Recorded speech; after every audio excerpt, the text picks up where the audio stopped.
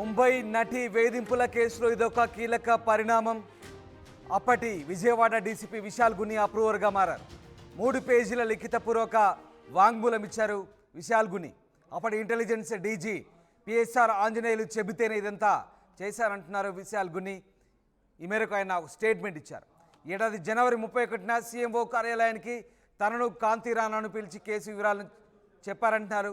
ఎలా అరెస్ట్ చేయాలి, కేసు ఏ విధంగా పెట్టాలి లాంటి వివరాలను పిఎస్ఆర్ ఆంజనేయులు చెప్పారంటూ విశాల్ గుని స్టేట్మెంట్ ఇచ్చారు. ఇక ఈ ఏడాది జనవరి 29న విశాఖకు బదిలీ అయిన కేసు మొత్తం పూర్తి చేసిన తర్వాతే రిలీవ్ చేస్తామన్నారంటున్నారు విశాల్ గుని. 13 రోజుల పాటు తనను విశాఖకు వెళ్లకుండా కేసు పూర్తి చేయించారంటూ విశాల్ గుని ఆ స్టేట్మెంట్లో పేర్కొన్నారు. అప్పటి Vijayawada task force ADCP Ramanamurthy, CI Sridhar, SI షరీఫ్తో పాటు తాను ముంబై వెళ్లాలంటున్నారు విశాల్ గుని. తమతో పాటు హైదరాబాద్ నుంచి కుక్కల విద్యాసాగర్ కూడా ముంబైకి వచ్చారని చెప్తున్నారు విశాల్ గుని. ఫిబ్రవరి 2న ముంబై నటిని అరెస్టు చేసి తీసుకొచ్చామంటూ విశాల్ గుని అప్రూవర్గా మారిన స్టేట్మెంట్లో చెప్తున్న పరిస్థితి కనబడుతుంది. మొత్తం మీద సంచలన అంశాలు బయటపెట్టారు డీసీపీ విశాల్ గుని. తనను వైజాగ్ ట్రాన్స్ఫర్ చేసిన ఈ మొత్తం వ్యవహారాన్ని క్లియర్ చేశాకే రిలీవ్ కావాలంటూ పిఎస్ఆర్ ఆంజనేయులు తనను ఆదేశించినట్లుగా విశాల్ గుని ఈ స్టేట్మెంట్లో చాలా అంశాలు వెల్లడించారు. ఏడాది జనవరి 31న సీఎంఓ కార్యాలయానికి తనను కాంతి రాణాను పిలిచి కేసు వివరాలను చెప్పారని, ఎలా అరెస్ట్ చేయాలి, కేసు ఏ విధంగా పెట్టాలంటే అంశాలను పిఎస్ఆర్ ఆంజనేయులు తమకు పూర్తిగా వివరించినట్టు చెప్తున్నారు. జనవరి 29న తాను వైజాగ్ బదిలీ అయినప్పుడు కూడా కేసు మొత్తం పూర్తయితేనే ఇక్కడి నుంచి వెళ్లాలంటూ పిఎస్ఆర్ ఆంజనేయులు తనను ఆదేశించినట్టుగా చెప్తున్నారు. దీంతో తాను 13 రోజుల్లోనే కేసు పూర్తి చేసినట్టుగా విశాల్ గుని చెప్తున్నారు. మొత్తం మీద ఈ కేసులో కీలక పరిణామం అయితే చోటు చేసుకుంది. విశాల్ గుని అప్రూవర్గా మారారు. ఐపీఎస్ విశాల్ గుని కాదంబరి జత్వాని వ్యవహారంలో ప్రస్తుతం అప్రూవర్గా మారడంతో సంచలనం రేపుతోంది ఈ కేసు వ్యవహారం.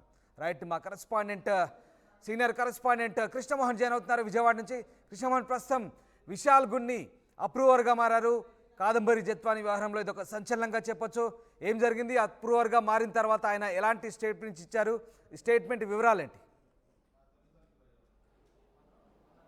ఎస్ రామ్దాస్, సినీ నటి కేసు ఏదైతే ముంబై నటి సినీ నటి కేసు ఉందో, కేసులో రోజుకో కొత్త మలుపు తిరుగుతున్న పరిస్థితి. ఇటీవల కాలంలో ఒకరోజు గతంలో సిపికి కన్వర్షన్ లెటరు తర్వాత తాను ఏం జరిగింది, ఏ విధంగా తనను అరెస్ట్ చేశారని చెప్పి సిపికి కంప్లైంట్ ఇచ్చిన తర్వాత దానికి ఒక స్పెషల్ ఆప్షన్ కూడా ఇన్వెస్టిగేషన్ ఆఫీసర్గా వేసిన నేపథ్యం కూడా మనం చూసాం. అయితే దాని తర్వాత ఆమె నేరుగా ఇబ్రహీంపట్నానికి దాదాపుగా 10 రోజుల తర్వాత ఇబ్రహీంపట్నానికి చేరుకుని ఇబ్రహీంపట్నం పిఎస్లో అక్కడ పోలీసు అధికారుల మీద కంప్లైంట్ చేసింది. కానీ ఆ పోలీసుల అధికారుల మీద ఇచ్చిన కంప్లైంట్లో ఎక్కడ కూడా ఇతర పార్టీలకు సంబంధించిన, తర్వాత ఢిల్లీకి సంబంధించిన కొన్ని కంపెనీలకు సంబంధించిన వ్యవహారం ఎక్కడ కూడా ఆమె నమోదు చేయలేదు. అయితే ఇప్పుడు ఈ కేసుకు సంబంధించిన వ్యవహారంలో ఇప్పుడు ఆరోపణలు ఎదుర్కొంటున్న ముగ్గురు ఐపీఎస్ అధికారుల్లో ఒకరు విశాల్ గుని, తర్వాత కాంతిరాణ్ టాటా, పిఎస్ఆర్ ఆంజనేయులు, తర్వాత కాంతిరాణ్ టాటా, తర్వాత ఎవరైతే కాంతిరాణి టాటాతో పాటు విశాల్ గుని ఉన్నారు. వీళ్ళ ముగ్గురు ఐపీఎస్ అధికారులకు సంబంధించిన వ్యవహారం మీద కొంత చర్చ అయితే జరిగింది. గడిచిన 3 రోజుల ముందు కూడా వీళ్ళ ముగ్గురిని కూడా సస్పెన్షన్ చేస్తూ ప్రభుత్వం ఒక నిర్ణయం అయితే తీసుకుంది. దీనికంటే ముందే విశాల్ గుని అప్రూవల్గా మారిన పరిస్థితి అయితే ఉంది. విశాల్ గుని 3 రోజుల ముందు 3 పేజీల లేఖని ప్రభుత్వానికి అందజేశారు. ఇక్కడ జరిగిన వ్యవహారంలో తన రోల్ ఏ విధంగా ఉంది, తాను ఎందుకు ముంబైకి వెళ్లాల్సిన పరిస్థితి ఉంది, ముంబైతో పాటు ఇతర అధికారులను సిఐని, ఏసీడీసీపీని, తర్వాత ఎస్ఐ షరీఫ్ని వీళ్ళందరినీ ఎందుకు తీసుకువెళ్లాల్సి వచ్చింది, ఎవరు ఆదేశాల మేరకు వెళ్ళారు, ఆ విషయాన్ని పూర్తిగా కూడా తన లేఖలో రాశారు. దాంట్లో చాలా క్లియర్గా పిఎస్ఆర్ ఆంజనేయులు పేరు ప్రస్తావన చేస్తూ ఆయన సీఎంఓకి జనవరి 31వ తేదీన పిలిపించారు. మమ్మల్ని అందరినీ పిలిపించి ఈ జట్వానీ కేసుని ఏ విధంగా డీల్ చేయాలి, ఏ విధంగా ఆమెని అదుపులో తీసుకోవాలనే అంశం మీద తీసుకొని వచ్చారు. దీంతో విద్యాసాగర్ మీకు సహకరిస్తారని చెప్పారు. అందుకే ముందుగానే వీళ్ళిద్దరూ అంటే ఏసీడీసీపీ, సిఐ, తర్వాత ఎస్ఐ వీళ్ళు ముగ్గురు కూడా విజయవాడ నుంచి బాంబే ఫ్లైట్ ఎక్కారు.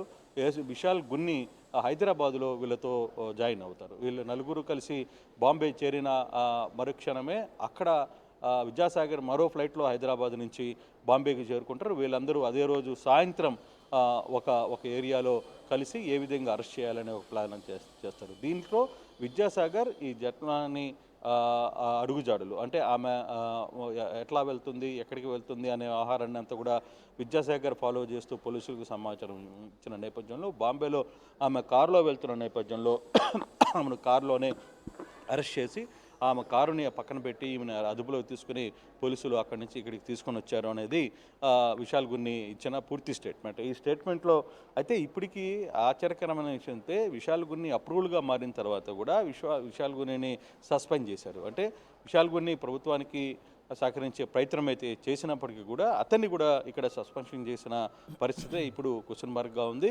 అంటే విశాల్ గున్నితో ముందుగానే అంటే ఈ సస్పెన్షన్ కంటే ముందుగానే విశాల్ గున్ని అప్రూవల్గా మారడం, అప్రూవల్గా ఇచ్చిన స్టేట్మెంట్ని వాళ్ళ చేతిలో ఉంచుకున్న తర్వాత ప్రభుత్వం చేత అధికారులు ఉంచుకున్న తర్వాత వీళ్ళు ముగ్గురిని సస్పెన్షన్ చేశారు అనేది చాలా క్లియర్గా అర్థమవుతుంది. అయితే ఈ వ్యవహారంలో చాలా క్లారిటీగా ఎక్కడ ఎవరిని అదుపులోకి వెళ్ళాలి, ఎవరెవరు బాంబేకి వెళ్ళాలి, ఎక్కడ ఆమెను అదుపులోకి తీసుకోవాలి, ఏ విధంగా ఆమెను మళ్ళీ ఇక్కడికి తీసుకురావాలి, ఎటువంటి కేసులు పెట్టాలి, ఈ అంశాలన్నింటినీ కూడా పిఎస్ఆర్ ఆంజనేయులే కథ ముందు నుంచి దగ్గరుండి ఈ కథ అంతా వ్యవహారాన్ని నడిపారు అనేది ఇక్కడ పూర్తిగా కూడా వ్యవహారం. అయితే ఈ కేసులో మొత్తానికి మీద జిందాల్ సంస్థకు సంబంధించిన వ్యవహారం ఏదైతే నడుస్తుందో, బాంబేకి సంబంధించిన, ఢిల్లీలో సంబంధించిన వ్యవహారం, ఈ అమ్మాయికి వాళ్ళ కుటుంబ సభ్యులకి మధ్య జరుగుతున్న జిందాల్కి సంబంధించిన వ్యవహారంలో ఈ కథ అంతా నడిచింది అనేది ఇప్పుడు తెర మీదకి వస్తుంది. మరి జిందాల్ సంబంధించిన వాళ్ళ వ్యవహారంలో ఇప్పుడు ముందుకు వస్తుందా లేదా అనే అంశాలను కూడా ఇప్పుడు ఏ విధంగా ముందుకు తీసుకువెళ్తారో, ఆ కేసుని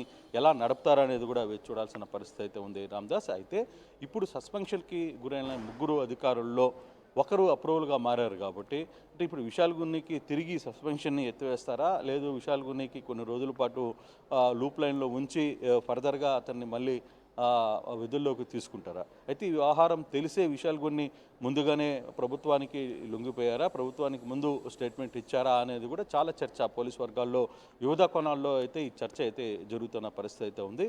అయితే ఈ ఇష్యూని ఇప్పటి వరకు వ్యవహారం అంతా కూడా పిఎస్ఆర్ ఆంజనేయులు చుట్టూ తిరుగుతున్న నేపథ్యంలో మరి ఈ కథ ఇంతటితో ముగుస్తుందా, లేదు ఇంకా ముందుకు వెళ్ళే పరిస్థితి ఉంది. ఇప్పటికే ఏసీపీ రమణమూర్తిని, తర్వాత షరీఫ్ని, ఇతర సిఐని ముగ్గురిని కూడా సస్పెన్షన్ చేసిన నేపథ్యం ఉంది ఫస్ట్. తర్వాత వీళ్ళ ముగ్గురిని కూడా ఐపీఎస్ అధికారుల ముగ్గురిని కూడా సస్పెన్షన్ చేసిన నేపథ్యంలో ఈ వ్యవహారం మరింత ముందుకు ఏ విధంగా వెళ్ళబోతుంది, ఇది ఇంతటితో ఆగుతుందా, లేదు పొలిటికల్గా కూడా టర్న్ తీసుకునే ప్రయత్నం జరుగుతుందా, అసలు సూత్రధారులు ఎవరు, దీని వెనకాల కథ నడిపించింది ఎవరు అనే అంశాలని తెర మీదకి వచ్చే పరిస్థితులు ఉంటాయని కూడా చూడాల్సిన పరిస్థితి అయితే కనపడుతుంది Ramdas. Right, yes, thank you Krishnamohan, thanks for the update. మొత్తం మీద విశాల్ గున్ని అప్రూవర్గా మారారు. 3 పేజీల లిఖితపూర్వక వాంగ్మూలం ఇచ్చారు. అప్పటి ఇంటెలిజెన్స్ డీజీ పిఎస్ఆర్ ఆంజనేయులు చెప్తేనే ఇదంతా చేశామంటున్నారు విశాల్ గున్ని. ఈ రకంగా ఆయన స్టేట్మెంట్ ఇచ్చారు. ప్రస్తుతం ఆయన స్టేట్మెంట్ ఆధారంగా పోలీసులు దర్యాప్తును వేగవంతం చేస్తున్నారు. ఏడాది జనవరి 31న సీఎంఓ కార్యాలయానికి తనను కాంతి రాణాను పిలిచి కేసు వివరాలను అడిగారని, ఎలా అరెస్ట్ చేయాలి, కేసు ఏ విధంగా పెట్టాలంటే అంశాలను పిఎస్ఆర్ ఆంజనేయులు వివరించారంటున్నారు. జనవరి 29న తాను విశాఖకు బదిలీ అయినా కేసు మొత్తం పూర్తి చేసిన తర్వాతే ఇక్కడి నుంచి రిలీవ్ కమ్మంటూ పిఎస్ఆర్ ఆంజనేయులు ఒత్తిడి తెచ్చారంటున్నారు.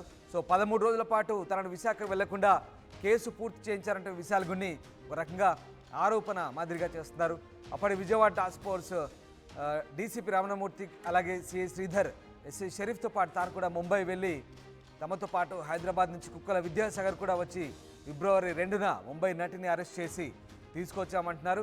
ఓవరాల్గా వైసీపీ నేత కుక్కల విద్యాసాగర్, అలాగే ఇంటెలిజెన్స్ డీజీ పిఎస్ఆర్ ఆంజనేయులు చెప్తేనే ఇదంతా చేశామంటే విశాల్ గున్ని తన స్టేట్మెంట్ ద్వారా అప్రూవర్గా మారిపోయారు.